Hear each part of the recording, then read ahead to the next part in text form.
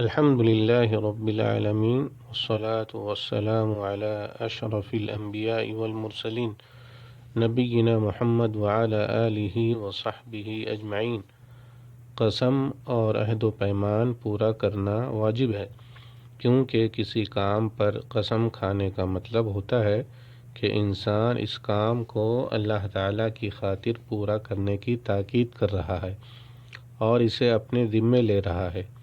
جب وہ اپنی قسم کے خلاف کرے گا یا اللہ تعالیٰ کے ساتھ کیے ہوئے اس عہد کو توڑے گا تو گویا اس نے اللہ تعالیٰ کی تعظیم اس طرح نہیں کی جس طرح اسے کرنی چاہیے تھی۔ اللہ تعالیٰ کا فرمان ہے وَأَوْفُوا بِعَهْدِ اللَّهِ إِذَا عَاهَدتُّمْ وَلَا تَنقُضُوا الْأَيْمَانَ بَعْدَ تَوْكِيدِهَا وَقَدْ جَعَلْتُمُ اللَّهَ عَلَيْكُمْ كَفِيلًا، اور اللہ کے عہد کو پورا کرو جب کہ تم آپس میں قول و قرار کرو، اور قسموں کو ان کی پختگی کے بعد مت توڑو، حالانکہ تم اللہ تعالیٰ کو اپنا ضامن ٹھہرا چکے ہو۔ سورہ النحل آیت نمبر 91۔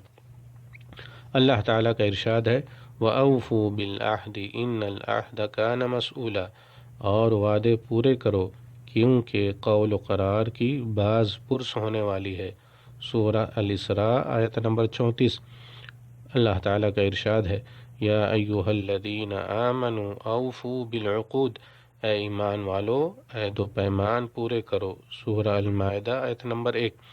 ایک مسلمان کو ہر معاملے میں اللہ تعالیٰ کی عظمت پیش نظر رکھنی چاہیے، لہذا کوئی شخص لوگوں کو اللہ تعالیٰ یا اس کے رسول کی طرف سے امان اور تحفظ نہ دے، بلکہ اپنی طرف سے امان اور تحفظ دے، اس لیے کہ کسی صورت میں اپنی طرف سے دی ہوئی امان اور تحفظ توڑ دینے پر یہ اللہ تعالیٰ اور اس کے رسول کے امان کو توڑنے سے کمتر ہوگا۔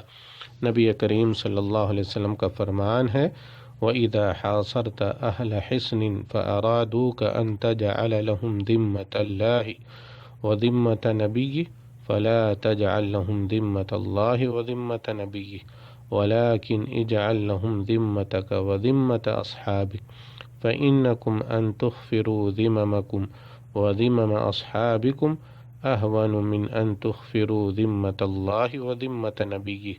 اور جب تم قلع بند دشمن کا محاصرہ کرو اور دشمن چاہیں کہ تم انہیں اللہ تعالیٰ اور اس کے رسول کا امان اور تحفظ دے دو تو ایسا ہرگز نہ کرنا، بلکہ اپنی اور اپنے ساتھیوں کی طرف سے امان اور تحفظ دینا، اس لیے کہ اگر تم کسی صورت میں اپنا یا اپنے ساتھیوں کا امان توڑ دو تو یہ اللہ تعالیٰ اور اس کے رسول کے امان کو توڑنے سے کمتر ہوگا۔